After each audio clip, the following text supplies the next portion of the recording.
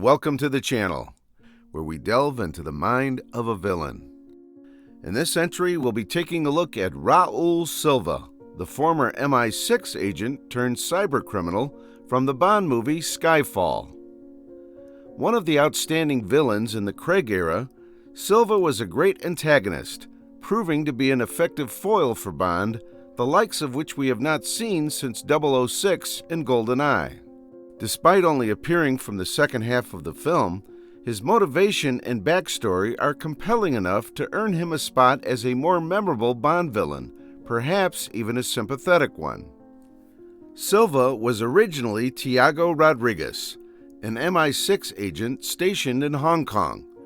Somewhere along the line of duty, he developed a personal and emotional attachment to M. Of his own account, he was M's favorite agent, and from the fact that he calls her mother, he must have seen her as a surrogate parent of sorts, seeking her seldom bestowed approval and acceptance. Given that M vaguely comments on his similar origin to Bond and the fact that Silva was raised by his grandmother, it's not too far a stretch to suggest that he may have been an orphan too.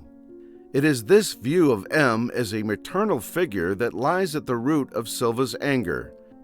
He resents the fact that his sentiments were not reciprocated by the fact that she was willing to cut him loose to the Chinese.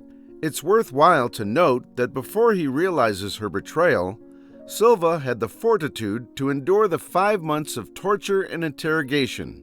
He remained loyal, refusing to divulge any state secrets. It's a testament to how much a pillar of strength his relationship with M was to him. After his epiphany, he is distraught to the point that he loses the will to live, turning to killing himself to ease the pain of betrayal from the closest thing he has to a mother.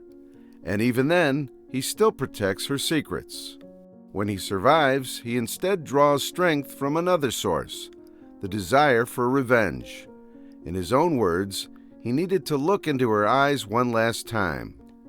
With the same magnitude of affection he once had for her, now he is equally fueled by the same magnitude of hatred. This crucible of an experience changes his nature, which he compares to the story of the cannibal rats. Like them, now he attacks MI6 and its agents, what used to be his own kind, in an attempt to trigger guilt and remorse in his former boss. Perhaps he is also venting his resentment by having those agents feel somewhat of the same sense of betrayal he did.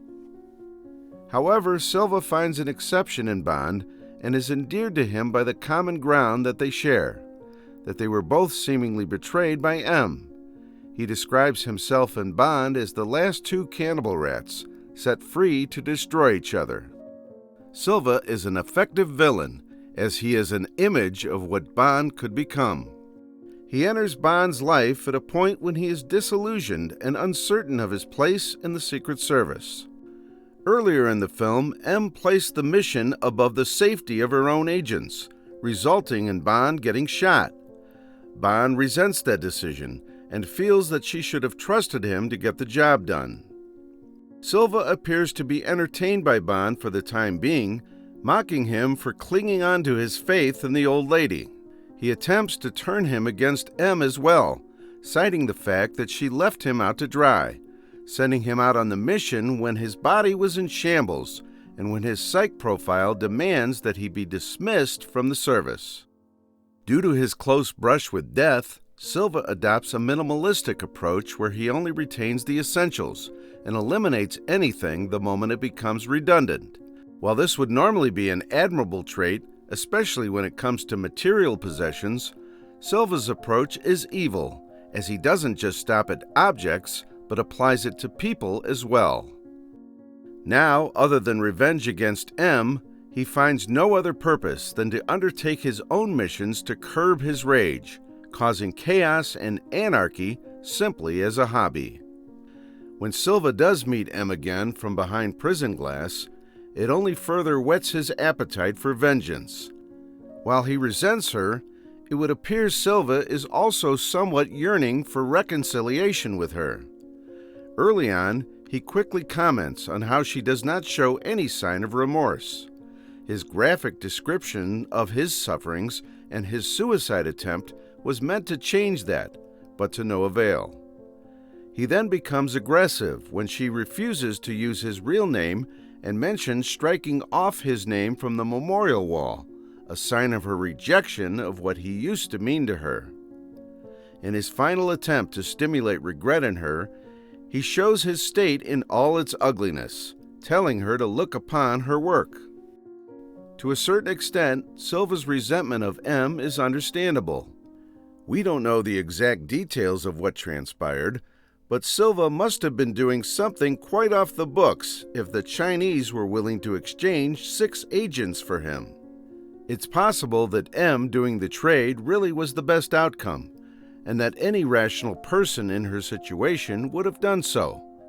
But one can also see how in Silva's position that would seem unfair, especially given their close relationship.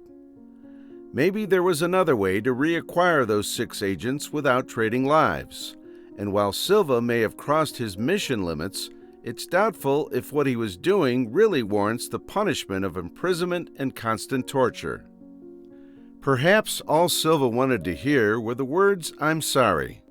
Instead, she all but spits in his face by telling him that regret is unprofessional. But as we see, deep down, M knows she is at fault. This is implied before her death, when she takes comfort in the fact that she got one thing right, that Bond did not turn out like Silva. But that is not to say that Silva's actions were justified in any sense. While he tells M to think on her sins, that in no way absolves him of his own atrocious acts. But perhaps if M had made peace with Silva, his anger could have been appeased. Later in the courtroom, when he has the chance to eliminate her, he hesitates when he sees that her eyes, which were once filled with pride, were now filled with regret. And at the climax of the film, when he has yet another chance to finish her off, he hesitates again and even shows some concern over the fact she was injured. At the end, Silva realizes that he would have nothing to live for after M is killed. He wishes to end his life too, telling her to free both of them with the same bullet. While he sought revenge, he knew that deep down it would not restore his already broken state. In that sense, Silva was a tragic villain. There are not many wounds that hurt more than the pain of betrayal from someone deemed his family. He was a man who latched on to a maternal figure, only to feel betrayed when she made a decision she thought was for the greater good. He was M's greatest mistake, her skeleton in the closet who would come back to haunt her. Unfortunately, in her pride, she does not seek to make amends or help him in releasing his hate, sending him further down the path of no return. So what do you think of Silva from Skyfall, folks? Which is your favorite Bond villain from the Craig era or in the whole franchise? Let me know in the comments below. Thanks for watching and take care.